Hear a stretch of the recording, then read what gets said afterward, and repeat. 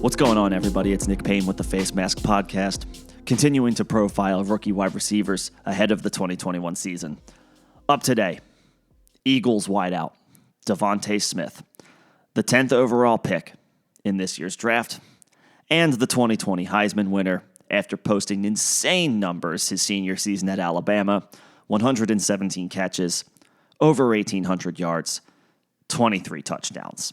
When you dominate the SEC, you're pretty good. Smith steps into an Eagles wide receiver room where he will be the most talented player on day one and should step in to the Eagles' X receiver role. A lot of that is out of necessity. And yes, Smith is absolutely talented. There's a reason he went 10th overall, and I think he's going to be a really good player. But this Eagles pass-catching group is completely devoid of talent.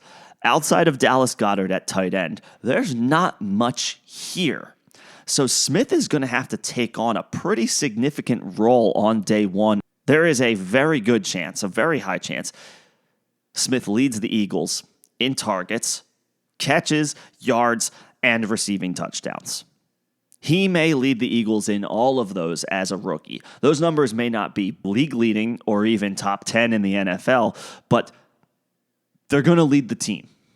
And when you have a team's number one wide receiver, he's always going to give you a chance when it comes to fantasy. Some of Smith's strengths, the biggest one, his route running is excellent. He's the best route runner in this class. It's essentially what made him a top 10 pick. He's incredibly fluid, and he's equally effective. He can go inside or outside. He's probably going to play, I don't know if primarily is the correct word, but Smith is going to play a ton on the outside. Again, because the Eagles don't have anybody else. He can go into the slot, and I'm sure he will go into the slot, but the Eagles don't have any other real, consistent, actual threat that they can put on the outside. So Smith's going to have a lot on his plate from day one. There's a little concern that defenses are going to be able to focus on him and try to shift coverage his way as a rookie, which could limit his effectiveness as he takes his lumps and continues to grow. But all that said, the production should still come as the team's number one option in the passing game. He's reunited with Jalen Hurts at a time they were college teammates at Alabama, so there is a bit of a built-in connection there. And along the same argument of Smith commanding a ton of targets and attention, there's no reason Hurts shouldn't continuously go to DeVonta Smith 10, 12 targets a game out of necessity. This team's wide receiver core outside of Smith consists of Jalen Reagor, who had an incredibly up and down season as a first-round pick last year, and then essentially some walk-ons. Travis Fulgham, Greg Ward. This is not a wide receiver crew that exactly strikes fear in opposing defenses. The Eagles have failed to develop talent at the wide receiver position, so there's not really much to speak of here. They drafted John Hightower. They drafted Quez Watkins last year. None of these guys are, with all due respect, are going to end up being impact players. So Smith's going to have a lot to do. One of his weaknesses right now, and something that everybody freaked out about all offseason long, was his BMI, that body mass index. He's got a thin frame, and there's some durability, not questions, but absolutely concerns. DeVonta Smith is 6 feet tall, 170 pounds.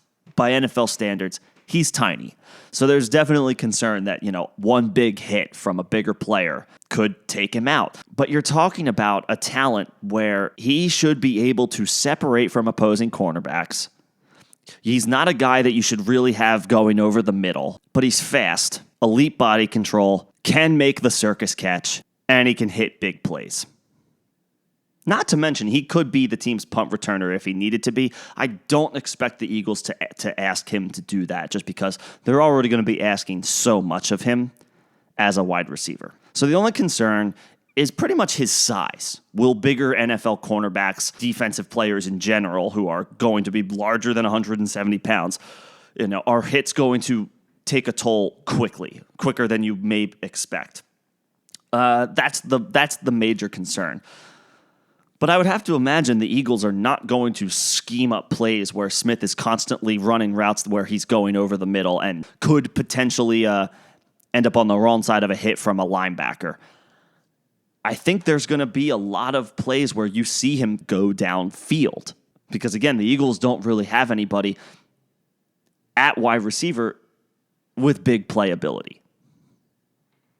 And from a talent perspective in general, this Eagles offense is sorely lacking. They do get a boost this year at offensive line. They'll get some players back that missed all or most of the season last year due to injury. That should give the offense a boost. But this team still has a lot of work to do as far as drafting, acquiring, and developing talent at the wide receiver position. So for the 2021 season, it's going to be all Smith.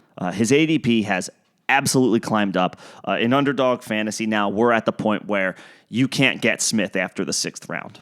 So it's definitely a price to pay. But if there was any rookie that you wanted to bank on guaranteed target share, guaranteed production, a guy who has very little competition in the room, the wide receiver room, it's DeVonta Smith. His peers, his draft mates at the wide receiver position, a lot of them ended up in situations where they're not going to be asked to do as much. They don't step in right away as the top player. Or at the very least, there's other talent at the position that can take the pressure off. So that's another thing Smith is going to have to work against. He does not have the benefit of another, I hate to say it, he doesn't have the benefit of another viable option opposite him. It could be Jalen Reagor, but Reagor's got a ton to prove after a down rookie season. He missed time due to injury and could bounce back, but it was very up and down.